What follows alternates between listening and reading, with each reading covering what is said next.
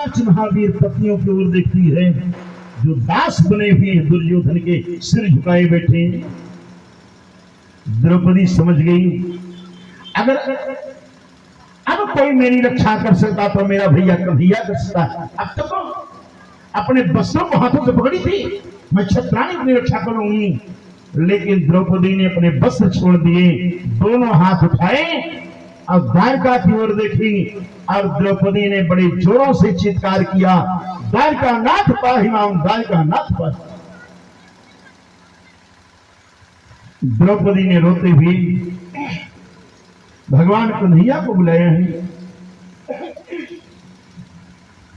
द्रौपदी ने कहा कि खींचे तो शासन जोर लगाई के, तेरी हमारी जो सुनी पई है, भौजी की गोद में हुई है तब विश्वास हमें बेर लगे, मग में कतहु थिर ना रही पई है, और नार नदी बन डाकत रे, बन के हिरना बिरना चली गई है।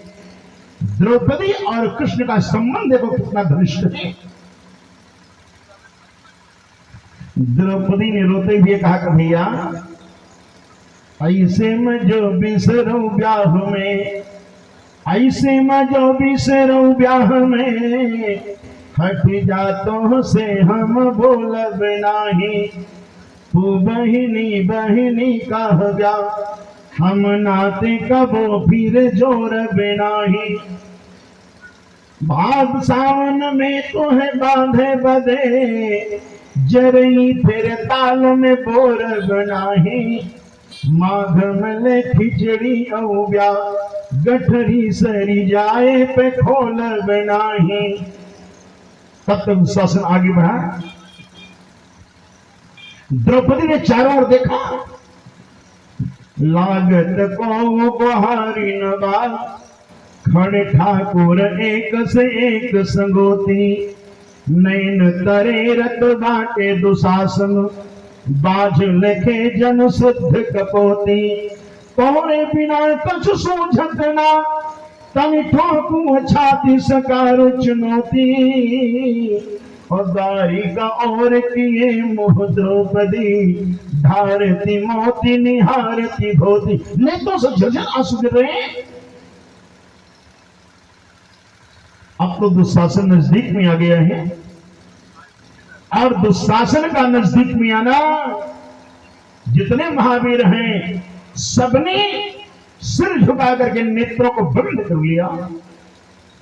एक से एक सब छत्री, अखियां सब की झपी सोवने लागी, द्रौपदी चारों ओर निहारी के, आपन धीरज खोवने लागी, द्वारिका नाथ जो द्वारिका नाथ, बुहारी के द्रौपदी रोवने लागी, नैनो बड़े बड़े गालो बड़े बड़े, मोती बड़े बड़े बोवने लागी। द्रौपदी ने रोते हुए कहा, रे कन्हैया, ऐसे करे का रहा तो होगा, तो अनाथन से काहे नेह लगाया, आज से टूटल नाथ अहे, बहिनी कही के न कबो गोहराया, जातो के मुँह नाही दिखाई, जातु हम के न दिखाया, चक्र सुदर्शन शंख गदा, तिन्हू के अचार बनाई के खाया। लेकिन कन्हैया की क्या साहब देखिए,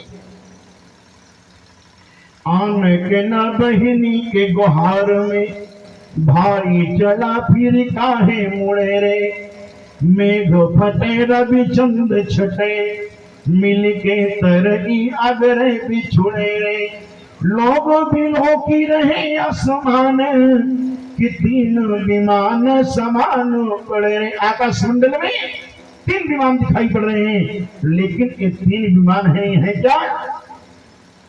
लोग बिलो की रहे आसमान, कि तीन विमान समान पड़े रे, आगे पीतांबर बीच में कान्हा, पीछे बेचारे खगेश उड़े। आगे भगवान का पीताम्बर लहराता हुआ चल रहा है द्वारकाधीश बीच में, और गरुड़ आज भगवान का वेग नहीं पा रहे। भगवान कन्हैया ने वहीं से आवाज दी, कांधा कहे मन धीर धरा, न के इतना घबराई तो बाटो, साड़ी के ऊपर साड़ी ओढ़ाई दो, काहे बहिन धीरज खोल बाटो, राह में पानी भी ना पियने, तब हो तो गाल फुलायल बाटो, सारी दोवारी काहे तोहरे, सड़िया बर काहे कोहायल बाटू। तब तक गरुड़ में आवाज दी, प्रभु जो साड़ियों को खींचने वाला है 10,000 हाथियों का बल है, इतनी साड़ी आप पाओगे कहां से, तो बताओ। भगवान कन्हैया ने घूम के गरुड़ की ओर देखा। भगवान कन्हैया कह रहे हैं कि द्वारिका बेचब जाई कुबेर के, ओही से साड़ी के गांठ मंगूबे, जो चुकी जाए रमा से नीलांबर, मांगी ले आए नहीं पहिरोबे, जो इतने पे नहारे दुशासन, तो अंत अचूक उपाय लगूबे, कि छोरी पीताम्बर राठव लाज, के नहीं बरे आज दिगंबर हुईबे, के नहीं बरे आज दिगंबर हुई।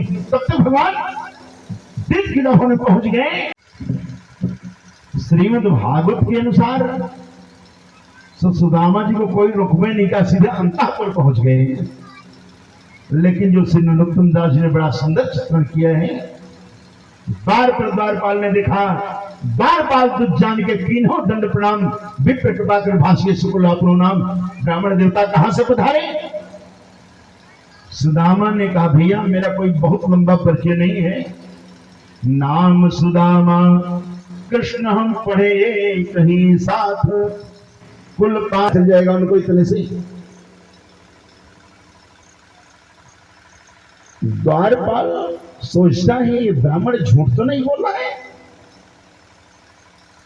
कहां द्वारकाधीश, कहां एकदम चिथड़े में लिपटा हुआ ब्राह्मण एक साथ में पड़ा, अपमान नहीं करता है। पंडित जी आप बैठो, हम द्वारकाधीश से पूछ के आते हैं। अंतःपुर में गया, जहां पर भगवान द्वारकाधीश की 8 पटरानियां सेवा में हैं, हाथ जोड़े हुए खड़ा है। भगवान कृष्ण ने पूछा, द्वारपाल क्या बात है। द्वारपाल ने कहा, प्रभु एक ब्राह्मण आया है, मिलने की आज्ञा चाहता है। भगवान कन्हैया ने कहा, द्वारपाल कृष्ण के द्वार संत ब्राह्मणों के लिए बंद कब से होने लगे बताओ ना। नहीं प्रभु, वो बड़ा विचित्र और हमको लगता विचित्र ही गामा, धोती फटी शिलटी दुपटी, अरुपाए उपान की नहीं सामा, द्वार खड़ा तुझ दुर्बल देखी, रहो चकी शोभ सुधाय भिरामा, पूछत दीन दयाल को धाम, बताव तो आपन नाम। सुदामा, सुदामा बता रहा है, क्या कहा सुदामा जी ने। वो बोलो द्वारपालक, सुदामा नाम पाड़े सुनी, छाड़े राजकाज ऐसे जी की गति जाने को। भगवान कन्हैया सिंहासन से नीचे कूदे, मोर मुकुट कहीं गिरा, पीताम्बर कहीं गिरा। भगवान तो भागे द्वार की ओर, पूरे द्वारका में हड़कंप मच गया। ये क्या हो रहा है, कोई बहुत विशिष्ट व्यक्ति आया हुआ है। द्वारपाल समझ गया, आज मुझको दंड जरूर मिलेगा।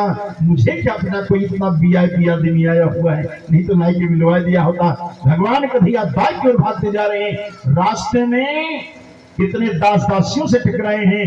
भगवान के पीछे मंत्री दौड़ रहे हैं, संतरी दौड़, तमाम अनुचर लोग भाग रहे हैं। और द्वार पे जाके भगवान कन्हैया ने देखा सुदामा जी खड़े हैं। द्वारका के नाथ हाथ जोड़ धाई गहे पांव, भेंटे भरियंक लपटाए दुख साने को, नैन दो जल भरी पूछत कुशल हरि, नेत्रों से झरझर आंसू।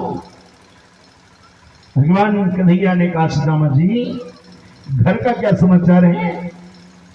सुदामा ने कहा, लाला खूब आनंद है, खूब भजन हुए, और खूब आनंद के साथ जीवन व्यतीत हुए।